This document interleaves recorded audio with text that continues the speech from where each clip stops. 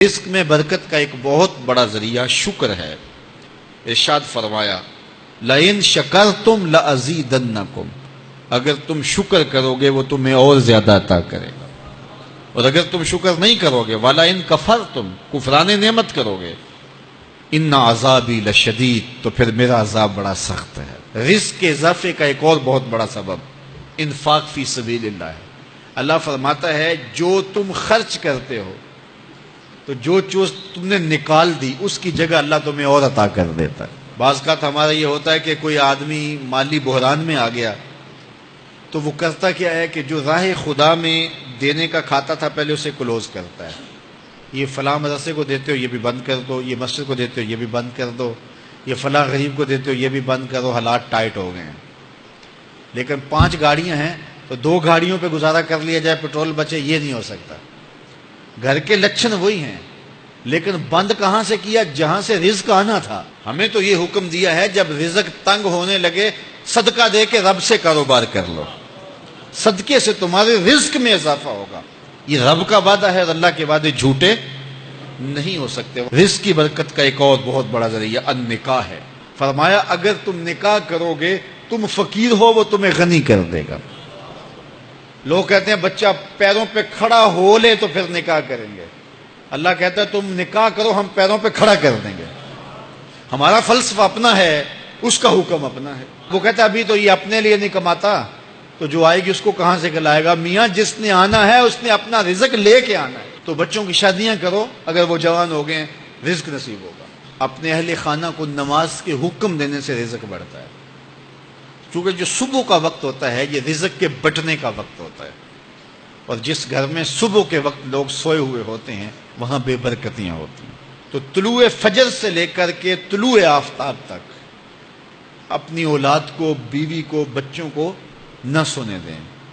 اس وقت رزق بٹنے کے لمحے ہوتے ہیں۔ کثیر دعائیں مانگیں، تلاوت کلام مجید پڑھیں، اور نماز فجر مرد حضرات مسجدوں میں جا کے باجماعت ادا کریں، اور گھروں میں جو ہے وہ بیٹیاں بہنیں مصلے بچھا لیں تو اللہ کی رحمتوں کا نزول ہوگا۔ اب ایک حدیث میں رزق کے اضافے کا ایک اور نسخہ ارشاد کیا گیا۔ میرے حضور نے فرمایا جو شخص یہ چاہتا ہے کہ اس کے رزق میں برکتیں ہوں اور اس کی عمر میں اضافہ ہو تو وہ اپنے رشتہ داروں کے ساتھ سلوک اچھا کرے۔ رشتہ داروں کے ساتھ اگر اچھا سلوک کرو گے تو پھر تمہارے رزق میں برکت ہو۔ غریب ہیں تو ان کی مدد کرو، ان کی بیٹیوں کی شادیاں اپنے ذمے لے لو اگر اللہ نے آپ کو وسعت دی ہے، ان کی پریشانیاں بانٹ لو، ان کا قرضہ ہے تو اتارنے کی کوشش کرو، ان کو مشکلات سے نکالنے کی کوشش کرو۔ تم ان کو مشکلات سے نکالو گے اللہ تمہیں مشکلوں سے نکالے گا۔ تمہارے رزق میں بھی برکتیں ہوگی اور تمہارے مال میں بھی برکتیں ہوں گی۔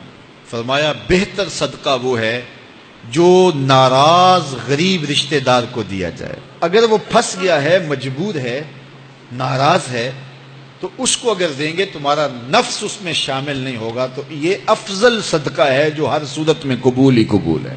رزق کے اضافے کا ایک اور سبب الاحسان الی الضعفاء، جو کمزور لوگ ہیں ان کے ساتھ اس نے سلوک کرنا۔ الانفاق علی طلبۃ العلم، طالب علموں پہ خرچ کرنا، یہ بھی رزق میں اضافے کا سبب اور ذریعہ ہے۔ وہ حضرت بابا فرید نے کہا نا 6واں رکن دین کا روٹی ہے۔ گھر میں کچھ نہ ہو تو پھر نہ نماز اور نہ ہی دیگر امور کی لذت آتی ہے، تو یہ رزق فراواں اور وسیع اور مبارک نصیب کر دے اللہ۔ تو اس کے لیے ایک اور وظیفہ میں دیتا ہوں، اور وہ یہ کہ مغرب کے بعد 21 مرتبہ سورۃ الکوثر پڑھ لیں، کثرت ہو جائے گی انشاءاللہ۔ اول خدوشی پڑھ لیں، 5-7 منٹ لگتے ہوں گے، تو سورہ کوثر 21 مرتبہ روزانہ مغرب کی نماز کے بعد پڑھیں۔ اور اگر بہت زیادہ مسائل ہیں تو ہر نماز کے بعد پڑھ لیں، تو انشاءاللہ آپ دیکھیں گے کہ گھر میں برکتیں اترتی محسوس ہوں گی، انوار کا نزول ہوتے محسوس کریں گے۔ تو یہ وہ رزق کے اسباب ہیں، اگر ہم اختیار کر لیں تو ہم اللہ کی خاص رحمتوں کے حقدار ہوں گے۔ اللہ ہم سب کو رزق حلال، رزق وسیع، رزق سہل، رزق مبارک، رزق فراواں نصیب فرمائے۔